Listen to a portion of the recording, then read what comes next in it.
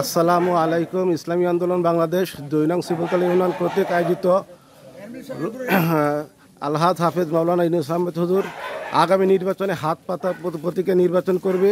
সেই সুবাদে ৮ নম্বর ওয়ার্ডের আমাদের সভাপতি সাহেব ইদ্রিস সাহেব সহ আমরা সকলে বাংলাদেশ মুজাহিদ কমিটির সকলে সহ আমরা নির্বাচনী প্রচার করতেছি ইনশাআল্লাহ। ঠিক আছে, আমাদের সবার জন্য দোয়া করবেন ইনশাআল্লাহ।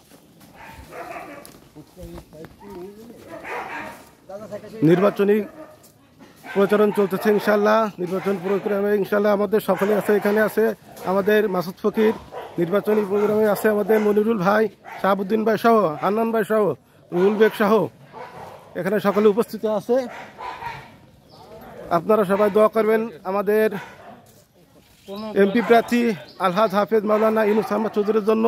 তিনি যেন আগামী নির্বাচনে রূপসা তারকাথা দিঘলায় নির্বাচিত হয়ে রূপসা তারকাথা দিঘলার মানুষের কাজ করতে পারে, রূপসা তারকাথা দিঘলার মানুষের পক্ষে থাকতে পারে, যেন সকলে দোয়া করবেন।